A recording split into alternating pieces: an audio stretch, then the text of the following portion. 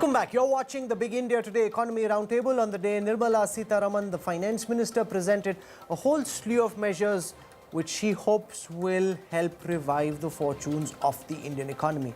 Joining us for this roundtable, Gurcharan Das, former chief executive at Procter & Gamble, author and columnist. With us also is Sanjeev Ahluwalia, advisor at the Observer Research Foundation. Dhirendra Kumar is the chief executive officer of Value Research. Prasanjit Bose is a left-leaning economist. P.N. Vijay is a member of the Bharatiya Janata Party. Rajiv Desai is a political analyst. Rajiv Dubey is our managing editor for business. So question number 3, on this Economists Roundtable, what should we expect in the next 2 press conferences that Nirmala Sitharaman has said she will do? One, of course, she indicated will be some measures around the housing sector with an eye on helping home buyers because so many real estate developers are in trouble. But the big suggestion that was made was, given the current condition of the Indian economy, stop fussing about fiscal deficit targets, look at the bigger picture, increase government expenditure on public infrastructure. That will lead to a fresh stimulus in the economy.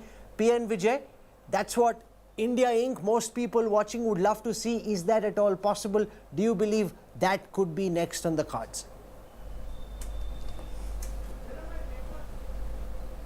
Rahul, I think she is waiting for a couple of other options because this is low inflation and a controlled fiscal deficit is one of the big things that India has achieved, though there have been slippages on the Fiscal Responsibility Act in a big way. But even then, that is something we have managed. This has kept interest rates low, the currency strong, etc., etc. But then, if I think she is waiting for the impact of the good monsoon, the festival time, and some other incentives that she is talking about, but that will just do the trick.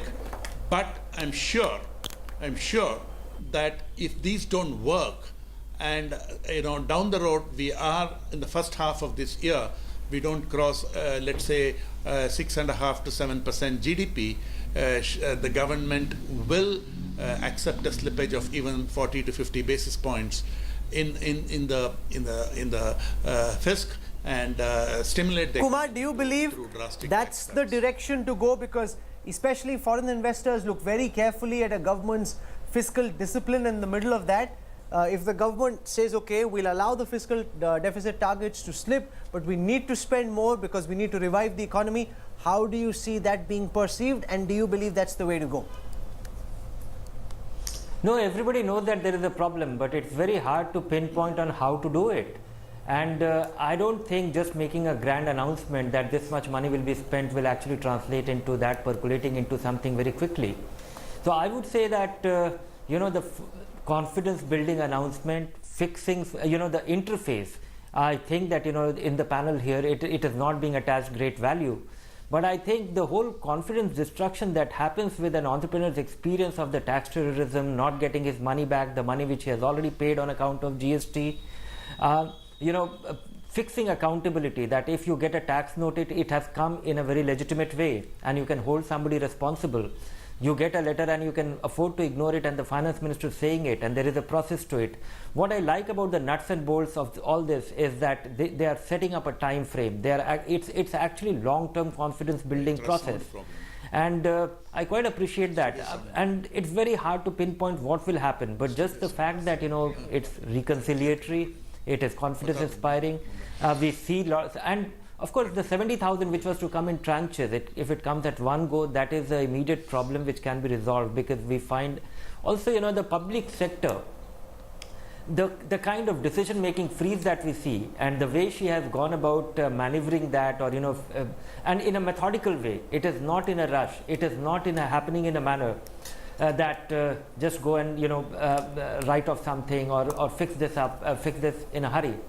It is happening in a manner that will actually. Rajiv Dubey, we've seen Moody's come out. Moody's Investor Services reduce India's growth estimate for this year from 6.8 to 6.2%. That's a right. Sharp reduction. And also ANZ did that last week. They also did it from 6.5, I think, to and 6. And the GDP numbers for the first quarter come out next week.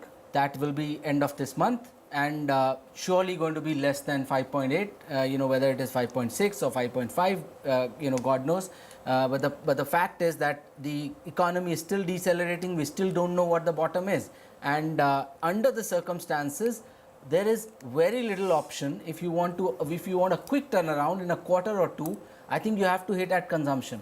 That's the first and the immediate measure that you can take. Some of the aspects, Rajiv Desai, around private consumption could get resolved automatically without pressing too much of a panic button, because we've had a bountiful monsoon, which could lead to, especially in rural areas, people having more money to spend. The festival season coming in as well. In any case, that's an opportunity for people to go out and spend. Do you think there's an opportunity to just wait instead of panicking too much?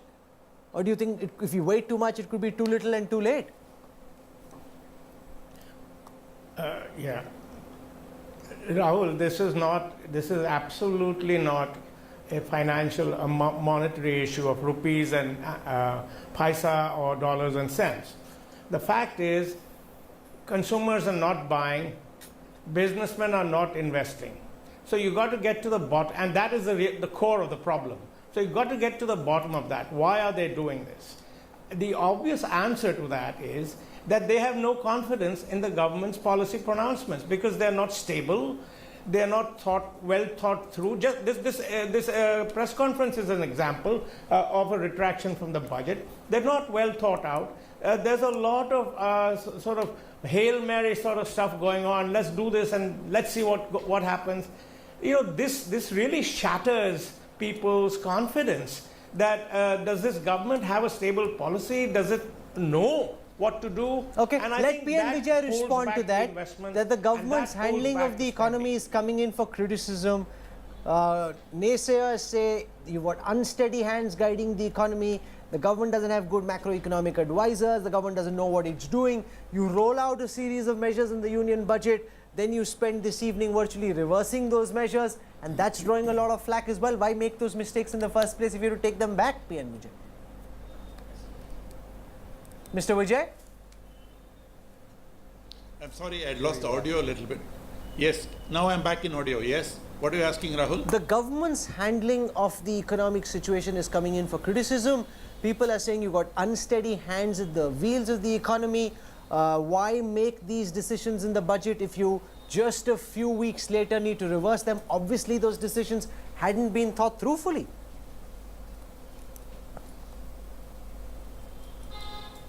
No, I won't agree with that at all. I think, this can be very subjective if you have a good finance minister or not, but I don't think this government is uncertain about what it's doing on the economy. It has stated very, very often that its policy is massive disinvestment and progressively less government in business.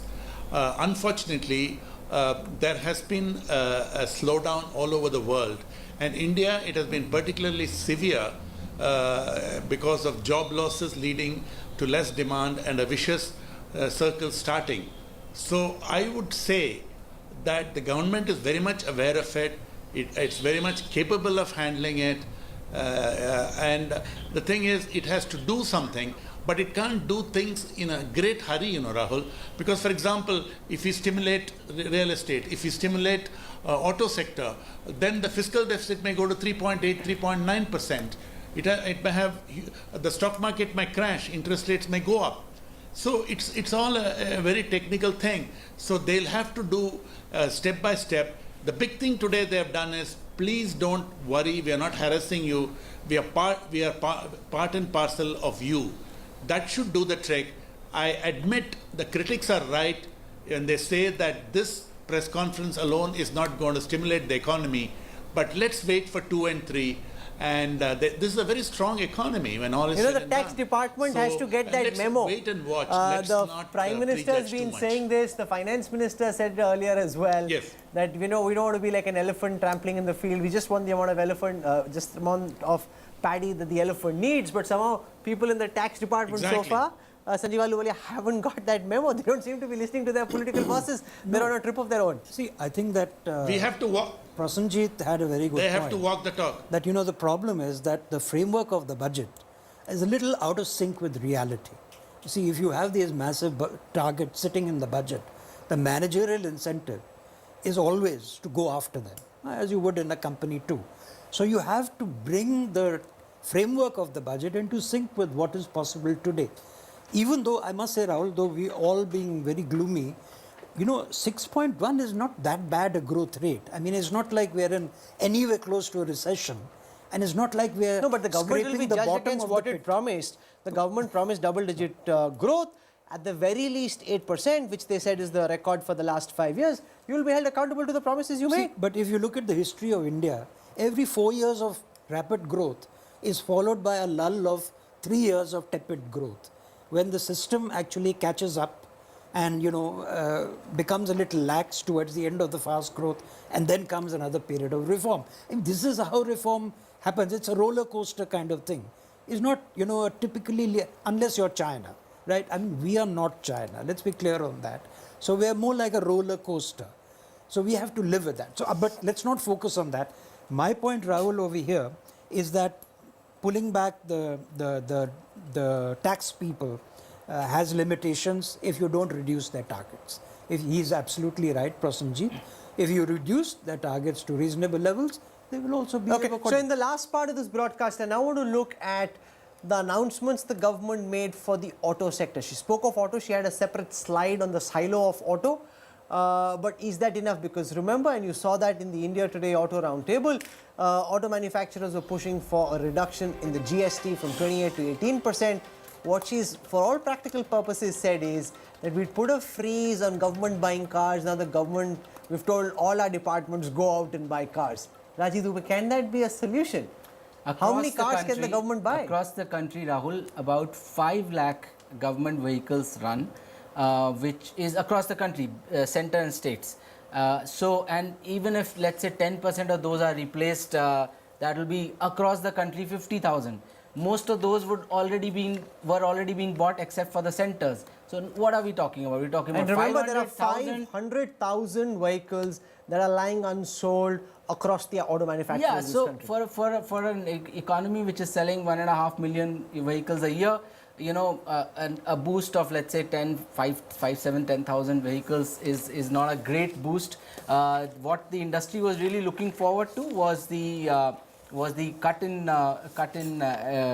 GST, which hasn't happened, which may happen.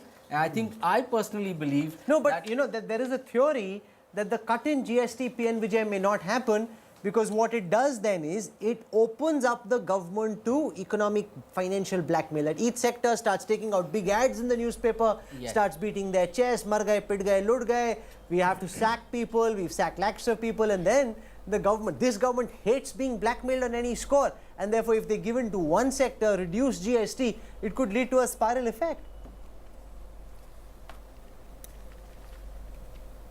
Yeah, cascading effect, and the Greens will take to Jantar Mantar and say Nirmala Sitharaman is killing the environment and so forth. So this has to be done very carefully. Rahul, there's one data point I as an economist would like to say, that the growth of the auto sector is very, very, very strongly correlated to the growth of the economy.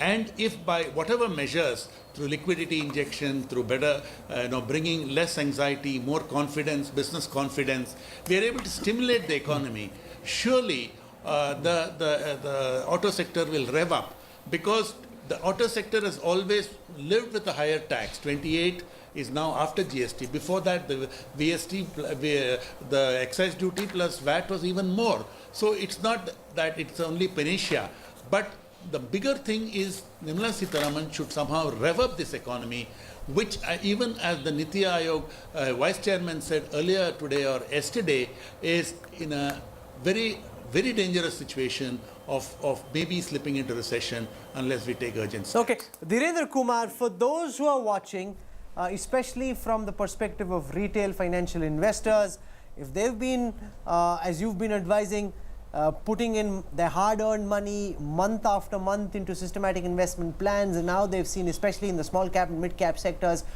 a massive erosion of wealth, in fact negative returns almost for a year. They are panicking.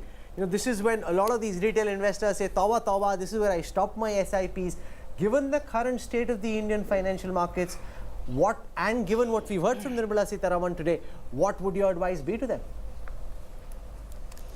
irrespective, keep calm and carry on, simply because, if you are an equity investor or investor in mutual funds, investing in equity through mutual fund, one should have a 5 years and longer view.